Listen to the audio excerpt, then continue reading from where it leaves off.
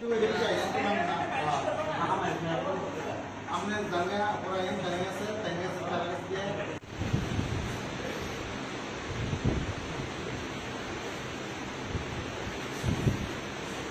Second নেশনের লোক আদালত হচ্ছে দেশের অন্যান্য জায়গার সাথে। তো আমাদের রাজ্যে টোটাল পেন্ডিং আছে 13,864টা কেস পেন্ডিং। এর মধ্যে petty offence, NI act, matrimonial, divorce matter, all everything is দেয়ার।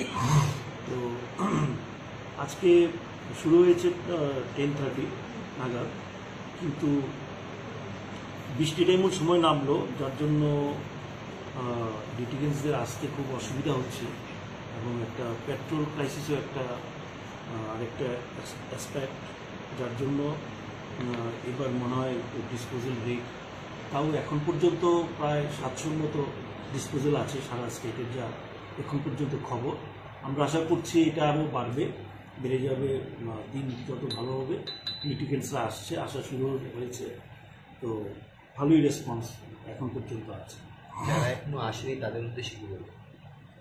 এখন দেখুন, ন্যাচারাল ক্যালামিটি তো আমার কিছু করার নেই, আমাদের দিক থেকে সব রেডি।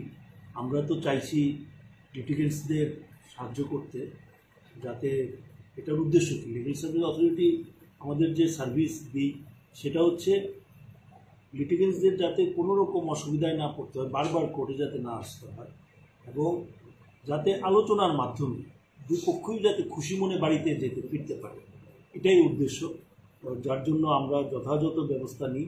আমাদের কাউন্সিলররা আছে, এরা ঠিকভাবে কাউন্সিলিং করছে, এবং অলরেডি আমাদের আগরতলাতেও বেশ ভালো রকম ম্যাট্রিমোনিয়াল ডিসপিউটস অনেকগুলো হয়েছে, এর মধ্যে মীমাংসা হয়ে গেছে, কম্প্রোমাইজ হয়েছে। এমনও ইনস্টেন্স হয়েছে স্বামী স্ত্রী অনেকদিন যাবৎ সেপারেট, তারা আজকেই একসাথে মিলে যার যার বাড়িতে চলে যাচ্ছে, হাজব্যান্ডের বাড়ি স্ত্রী চলে যাচ্ছে। তো চেষ্টা হচ্ছে, আশা করি ভালো রেজাল্টই হবে। Thank you.